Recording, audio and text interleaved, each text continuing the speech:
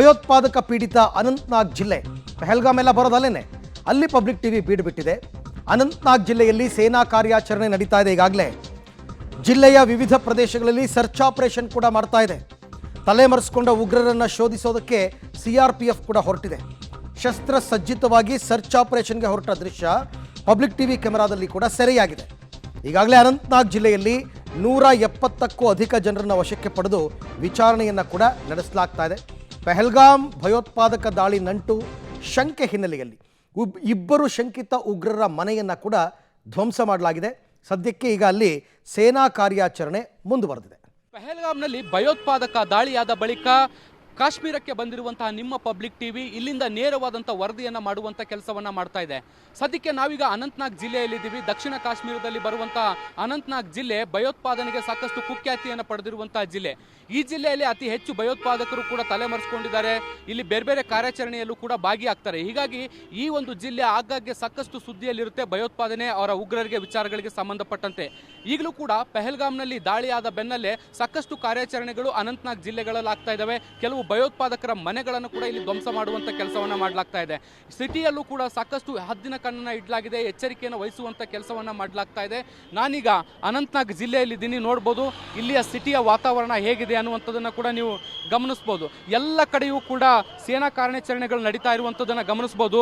ದೊಡ್ಡ ಸಿಆರ್ಪಿಎಫ್ ಪಡೆಗಳು ಹೋಗ್ತಾ ಇರುವಂಥದ್ದನ್ನು ನೀವು ಗಮನಿಸ್ತಾ ಇದ್ದೀರಿ. ಪ್ರತಿನಿತ್ಯವೂ ಕೂಡ ಜಿಲ್ಲೆಯ ಬೇರೆ ಬೇರೆ ಭಾಗಗಳಲ್ಲಿ ಕೋಬಿಂಗ್ ಕಾರ್ಯಾಚರಣೆಗಳು, ಸರ್ಚ್ ಆಪರೇಷನ್ಗಳು ಕೂಡ ನಿರಂತರವಾಗಿ ನಡೀತಾ ಇದ್ದಾವೆ.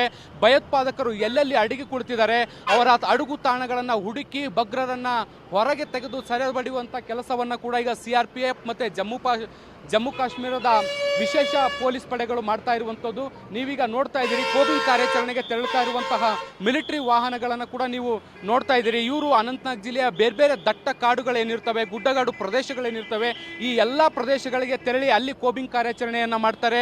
ಅಲ್ಲಿರುವಂಥ ಉಗ್ರರನ್ನ ಹೆಕ್ಕಿ ತೆಗೆಯುವಂಥ ಕೆಲಸವನ್ನು ಕೂಡ ಮಾಡ್ತಾರೆ. ನಾವು ನಿನ್ನೆ ಮೊನ್ನೆ ಕೂಡ ಗಮನಿಸಿದ್ವಿ, ಅನಂತನಾಗ್ ಜಿಲ್ಲೆಯ ಬೇರೆ ಬೇರೆ ಭಾಗಗಳಲ್ಲಿ 170ಕ್ಕಿಂತ ಹೆಚ್ಚು ಜನರನ್ನ ವಶಕ್ಕೆ ಪಡೆಯುವಂಥ ಕೆಲಸವನ್ನು ಮಾಡಲಾಗಿತ್ತು. ಅವರನ್ನ ವಿಚಾರಣೆಗೆ ಒಳಪಡಿಸುವಂಥ ಕೆಲಸವನ್ನು ಕೂಡ ಮಾಡಲಾಗಿತ್ತು. ಆ ಮೂಲಕ ಈ ಒಂದು ಪಹಲ್ಗಾಮ್ನಲ್ಲಿ ನಡೆದಂಥ ಭಯೋತ್ಪಾದನೆ ಘಟನೆ ಏನಿದೆ ಅದಕ್ಕೂ ಅನಂತನಾಗ್ ಜಿಲ್ಲೆಯಲ್ಲಿರುವಂಥ ಕೆಲವೊಂದಿಷ್ಟು ಶಂಕಿತ ಭಯೋತ್ಪಾದಕರು, ಅನುಮಾನಾಸ್ಪದ ವ್ಯಕ್ತಿಗಳಿಗೆ ಏನಾದರೂ ಸಂಬಂಧ ಇದೆಯಾ ಅನ್ನುವಂಥ ನಿಟ್ಟಿನಲ್ಲಿ ಪತ್ತೆ ಹಚ್ಚುವಂಥ ಕೆಲಸವನ್ನು ಕೂಡ ನಿರಂತರವಾಗಿ ಮಾಡಲಾಗ್ತಾ ಇತ್ತು. ನೋಡಿ, ನಾನು ತೋರಿಸ್ತೀನಿ ಮತ್ತೆ ನಿಮಗೆ. ಎಷ್ಟು ವೆಹಿಕಲ್ಸ್ ಅಂದರೆ ನೀವು ಕೌಂಟ್ ಮಾಡಲಿಕ್ಕೂ ಸಾಧ್ಯ ಇಲ್ಲ, ಅಷ್ಟು ವೆಹಿಕಲ್ಸ್ಗಳು ನಿರಂತರವಾಗಿ ಓಡಾಡ್ತಾ ಇರುವಂಥದ್ದನ್ನು ಗಮನಿಸ್ಬೋದು. ಒಂದು ರೀತಿ ಇಡೀ ಸಿಟಿಯಲ್ಲಿ ಒಂದು ಹದ್ದಿನ ಕಣ್ಣನ್ನು ಇಡುವಂಥ ಕೆಲಸ ಒಂದು ಕಡೆ ಆದರೆ, ಮತ್ತೊಂದು ಕಡೆಗೆ ಸುತ್ತಮುತ್ತಲಿನ ಜಿಲ್ಲೆಗಳು, ಗುಡ್ಡಗಾಡು ಪ್ರದೇಶಗಳು ಅಥವಾ ಕಾಡು ಪ್ರದೇಶ ಏನಿರುತ್ತೆ ಇಲ್ಲಿ ಅತಿ ಹೆಚ್ಚು ಭಯೋತ್ಪಾದಕರು ತಲೆಮರೆಸಿಕೊಂಡಿರುವಂಥ ಸಾಧ್ಯತೆಗಳಿರುತ್ತೆ. ಹಾಗಾಗಿ ಅವ್ರನ್ನ ಶೋಧ ಮಾಡಬೇಕು ಅಂದರೆ ಸರ್ಚ್ ಆಪರೇಷನ್ಗಳನ್ನ ಮಾಡಬೇಕಾಗುತ್ತೆ.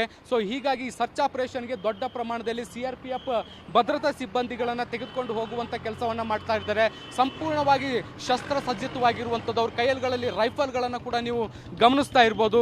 ಎಲ್ಲರೂ ಕೂಡ ಸಂಪೂರ್ಣವಾಗಿ ಶಸ್ತ್ರಸಜ್ಜಿತವಾಗಿ ಈಗ ಬೇರೆ ಬೇರೆ ಪ್ರದೇಶಗಳಿಗೆ ತೆರಳುತ್ತಿದ್ದಾರೆ, ಅಲ್ಲಿ ಕೋಬಿಂಗ್ ಅನ್ನ ಆರಂಭಿಸ್ತಾರೆ. ಈ ಒಂದು ಘಟನೆಯ ಬೆನ್ನಲ್ಲೇ ಅನಂತನಾಗ್ ಜಿಲ್ಲೆ ಅಂತಲ್ಲ, ಕೇವಲ ಇಡೀ ದಕ್ಷಿಣ ಕಾಶ್ಮೀರ, ಅದು ಪುಲ್ವಾಮಾ ಆಗಿರ್ಬೋದು, ಅನಂತನಾಗ್ ಆಗಿರ್ಬೋದು, ಕುಪ್ವಾರ ಆಗಿರ್ಬೋದು, ಈ ಪ್ರದೇಶಗಳೇನಿದಾವೆ ಇಲ್ಲೆಲ್ಲವೂ ಕೂಡ ಕೋಬಿಂಗ್ ಕಾರ್ಯಾಚರಣೆಯನ್ನು ಮಾಡಲಾಗ್ತಾ ಇರುವಂಥದ್ದು. ನಾನು ಆಗಲೇ ತೋರಿಸುವಂಥ ಪ್ರದೇಶ ಏನಿದೆ ಇದು ಸಂಪೂರ್ಣವಾಗಿ ಸೇನೆಗೆ ಅಥವಾ ಸಿಆರ್ಪಿಎಫ್ಗೆ ಸಂಬಂಧಿಸಿದಂಥ ಪ್ರದೇಶ ಅಥವಾ ರಸ್ತೆ ಆಗಿರುವಂಥದ್ದು.